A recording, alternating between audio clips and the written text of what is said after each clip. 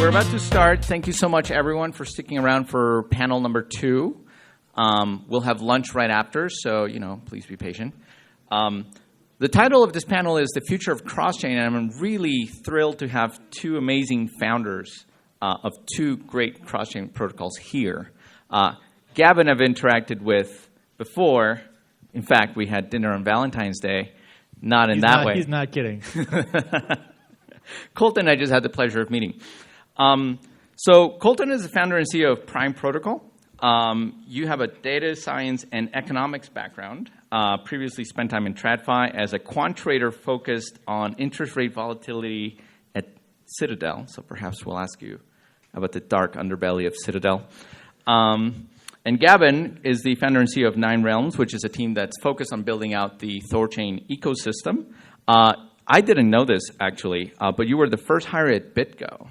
And you're also an investor at IDEO Collab Ventures, which I also did not know. But you do so much cool stuff.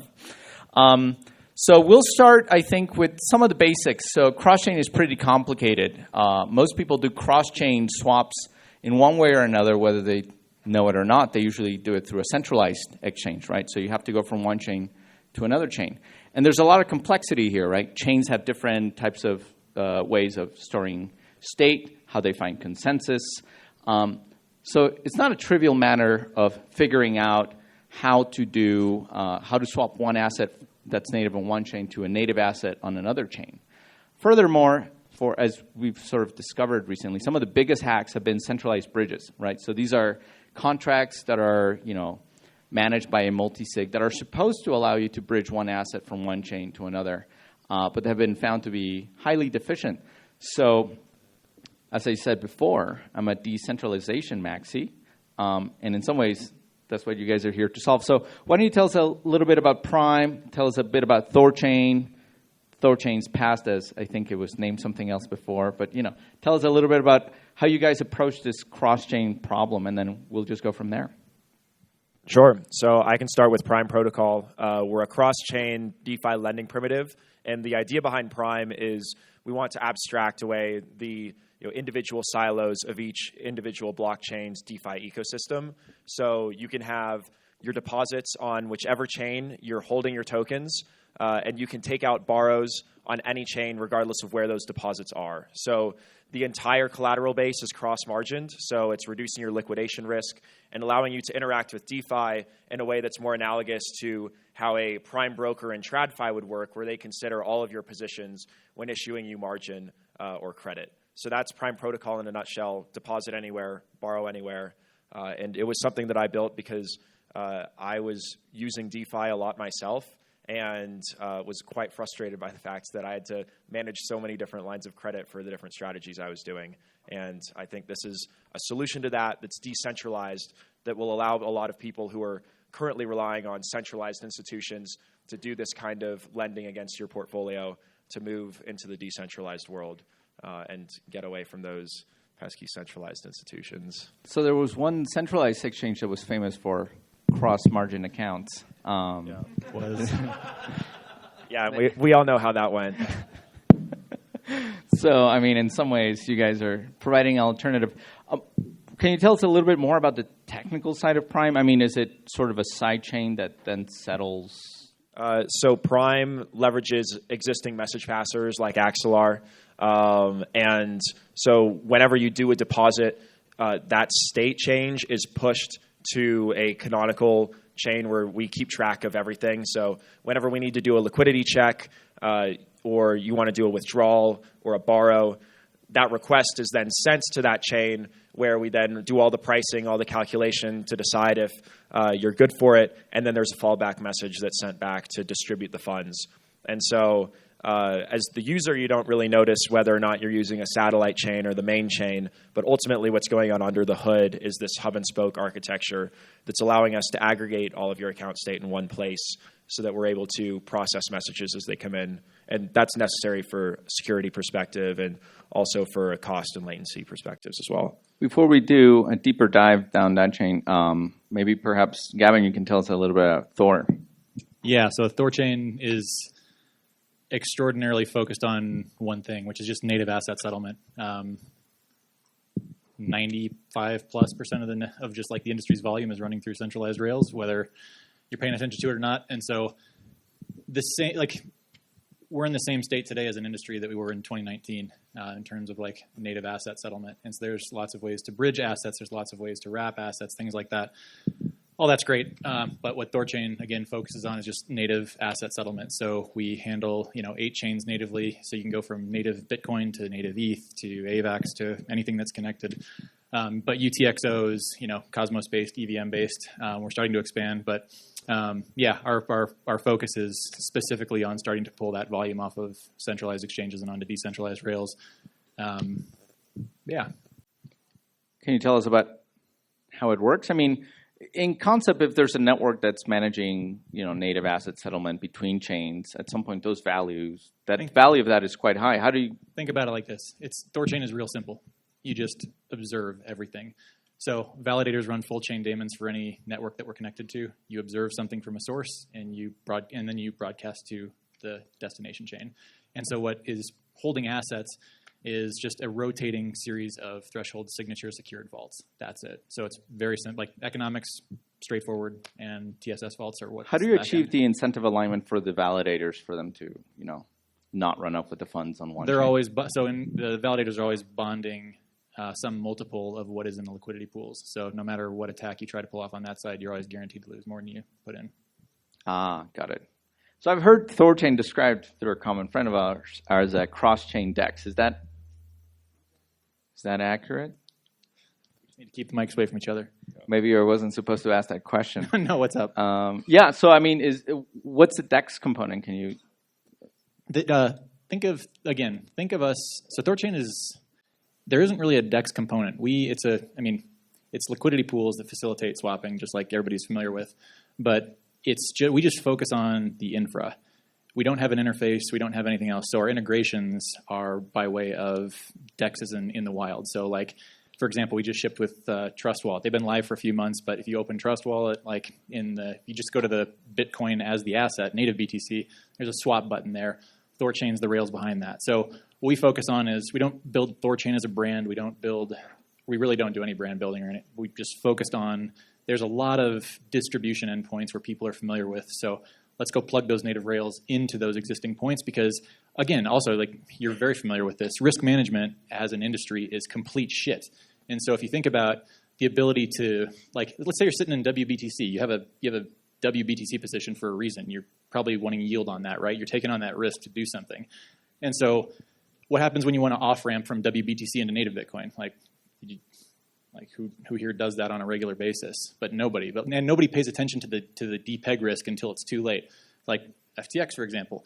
So let BTC depegged by like 80% in 24 hours. There were no wallets with native BTC rails on that, and so every user had to wear that haircut.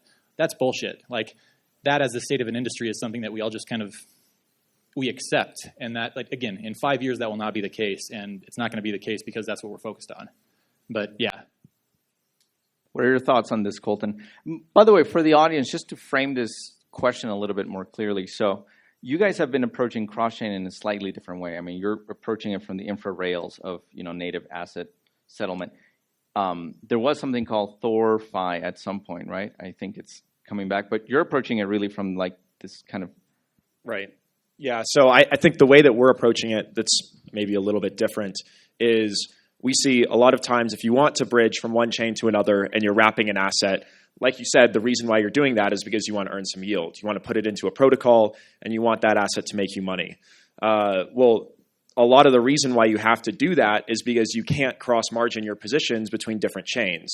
So if you have some like Ether that's on ETH-L1 and you want to move that over to Avalanche so you can use that to collateralize some position that you want to take on, you have to absorb that bridge risk right now in order to do that because there's no communication between the dApps on Avalanche and the dApps on Ethereum.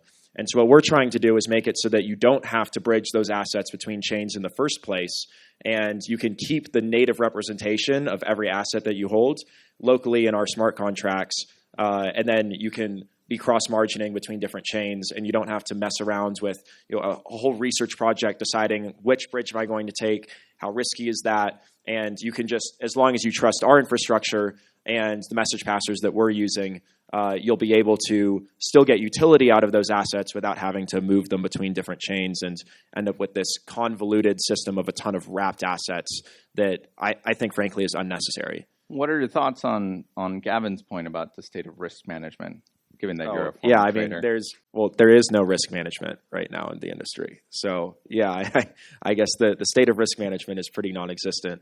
I think DeFi, to its credit, has been pretty safe. So if you were lending in a DeFi protocol, unless you got Mango markets attacked, most of them are pretty safe in terms of the amount of collateral they have and the LTV ratios they have. And you can see that Aave and Maker and all of the really big lending protocols haven't taken substantial losses, while all the centralized ones did.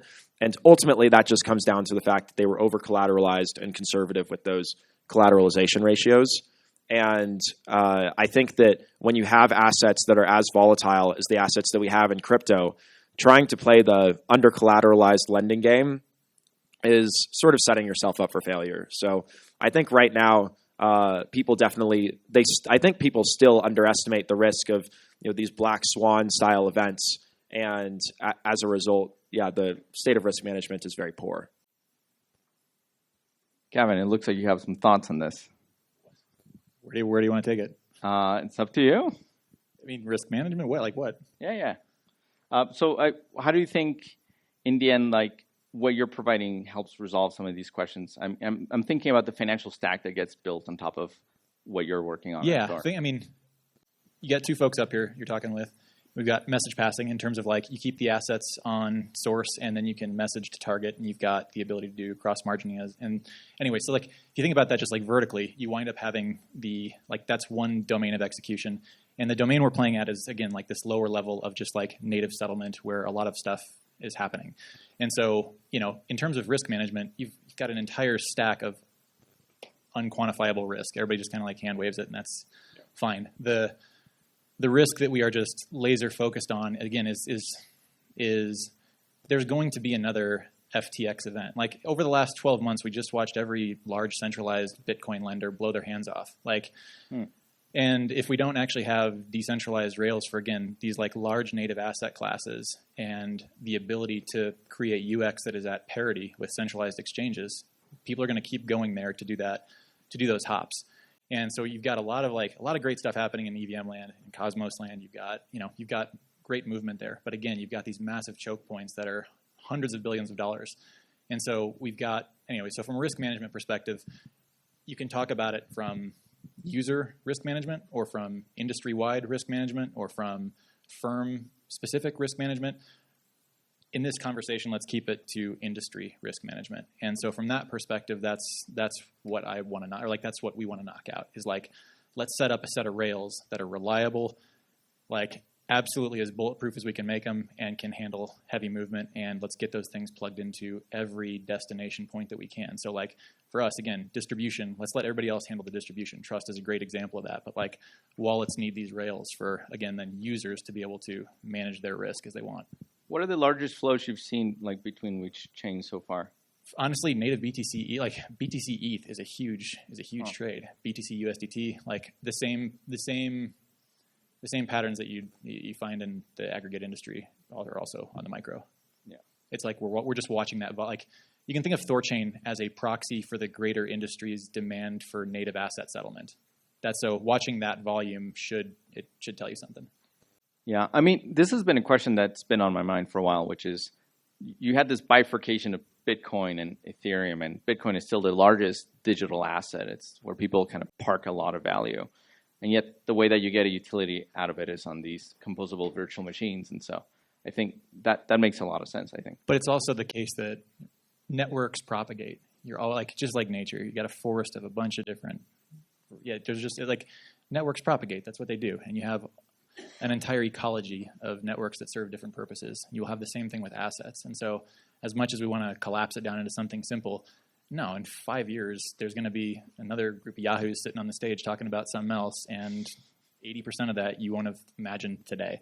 So it's going to keep moving itself forward, and there's going to continue to be financial expression at the edges that continues to gain mass. And as this whole thing moves, We just need to have the ability to resolve that down to safe, secure rails at the base level, at least in my opinion. And like that's not the whole stack. Like I said, we're focused on this like real thin layer.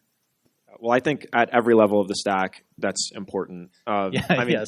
You have the settlement layer because when you put your money in FTX, nobody actually knew what was happening with it until we realized afterwards it was getting sold and lent out. Yeah, and then even at a higher level, just having transparency into where what smart contract is my money actually in, how is it being managed, what are the rules for liquidations and all of that. You need transparency through DeFi in order to avoid a lot of the problems that we've had with these centralized exchanges.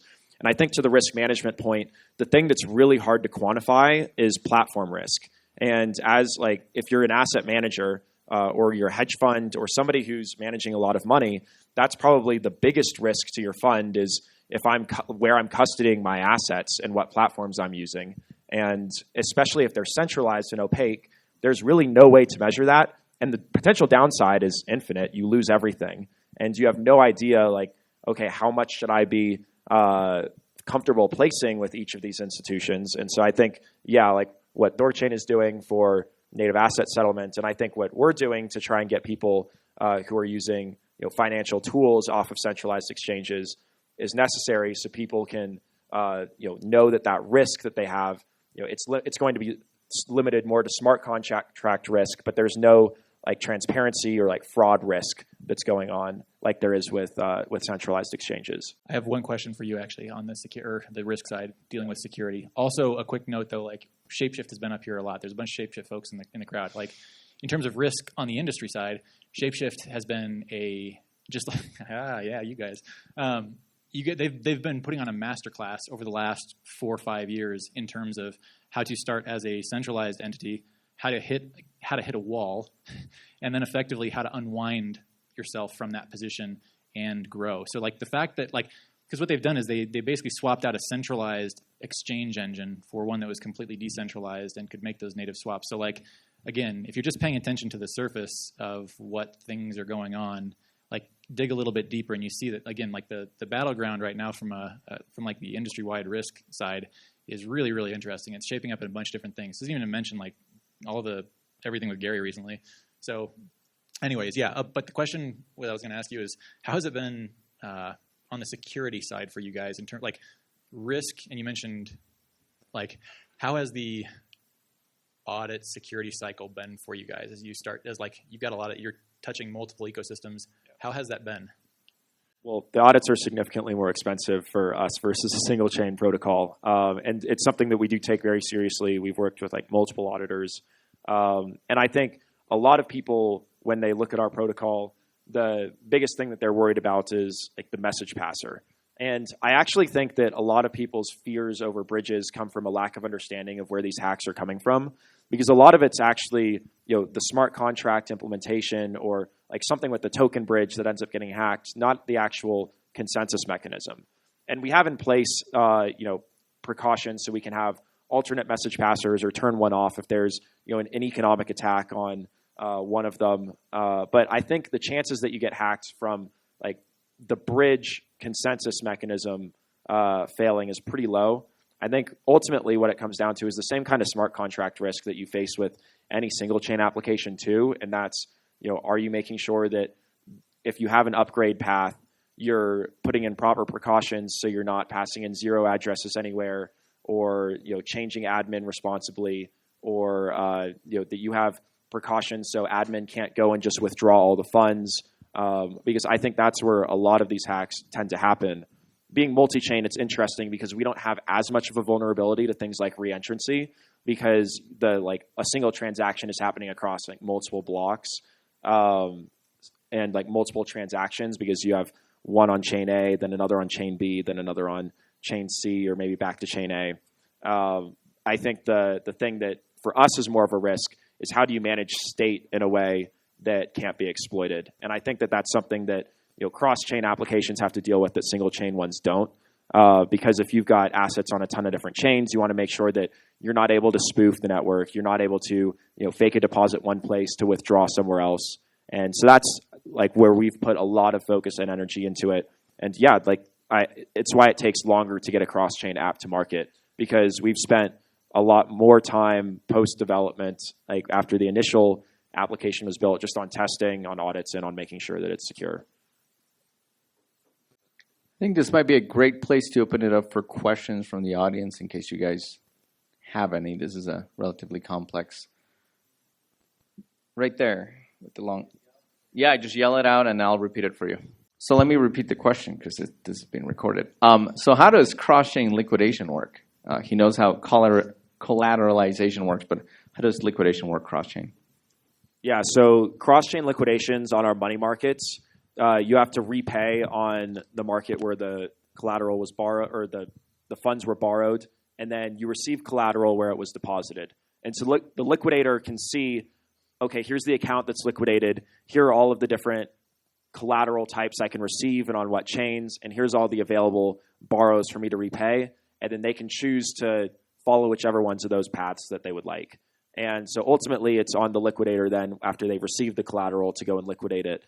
And what this results in is the chains that maybe have higher latency or time to finality, or the assets that are less liquid, you just have to offer a bigger liquidation incentive to make sure that whatever, because there's a risk that the liquidator then incurs because there's some time delta where they're exposed to that asset, but they haven't been able to liquidate it yet. And so you just have to make sure that you're compensating them enough that they've got the incentive to do that. But yes, the TLDR is they're receiving collateral on perhaps a different chain than they liquidated on. And we think that as long as you offer enough economic incentive, it'll work. So the question is, what are the benefits of doing this cross-chain rather than using bridging as kind of a first-class type of integration for a lot of these applications? So, theoretically, you could bridge every asset to one chain and then do everything in one place. The thing is you've got different apps on different chains, and I just don't think the world is ever going to get to a place where you have a ton of chains where all you are is minting assets and then all of the applications are in one place. And because you have applications in different places, you're going to want to be able to take out funds to multiple chains at the same time. The other benefit of what we're doing versus just a strict bridging model is I think a lot of protocols that have started to try and do what we're doing, at least from the money market side, are trying to bridge everything to one chain where they have a pre-existing money market, concentrate all the liquidity there using these like bridged and wrapped versions of the assets. But what that means is you're really restricting yourself on the kinds of collateral that you can take. Like, can you bridge a version of staked ETH or something that's interest-bearing? You can't really bridge an Aave token. And there are a couple of those that we think are safe enough to take as collateral.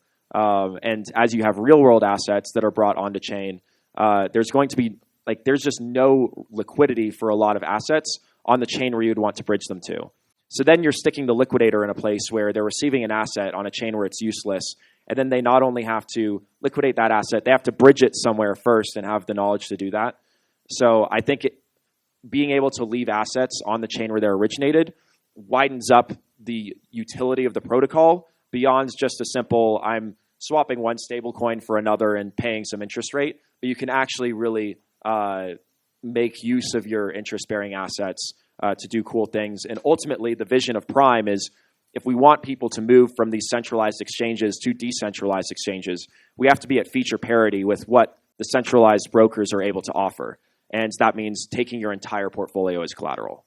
I have one last question, then we'll close it out on this note. So you guys have talked about, Colton, you've spoken at length about kind of using multiple apps on different chains. I'm wondering, what would be your guys' pitch to protocols that wanted to be cross-chain? Do you guys offer, what's the value proposition there? Ultimately, if you want your protocol to make money, you need more users and more TVL. And if you're on every ecosystem, you're not constraining yourself to the users and TVL of one ecosystem. And you've also just increased the utility of your protocol dramatically because it allows users to go between different chains seamlessly. So it just opens up your total addressable market dramatically to be everywhere rather than just in one place. Gavin, what are your closing thoughts? Feature parity is a great way to close that out. So we are integrating. So our company is 9 Realms. We are like the we run a lot of the heavy hitter infrastructure and security stuff, but we also do all the integration work for THORChain. We've got THORChain integrated in a bunch of wallets and a bunch of other tier ones coming up here. So we'll cover. So that means at the UX level, we've got that. And so then for protocols, it doesn't matter what ecosystem it is now, because everything resolves down to a signature in the end, right? And so we've got adoption there, and then at the protocol level, now you can go to protocols and say, all right, if you want to start bringing in, like some of the largest markets in the world, now we've got access, and now let's just like make sure the UX works in whatever your DApp is or your DEX is, and we've got the pretty sharp tip of the spear there. So from that, we've got great UX folks, and all that's pretty light lift with the heavy stuff done. Fantastic. I'll have Socks and Flops follow up with you on this. So you guys are live. You're going live soon, right? 45 days or something like that? I mean, we haven't announced the exact date yet, but it's in that ballpark. All right. So, well, we'll keep an eye out for the announcement. If everyone could, join me in thanking our speakers.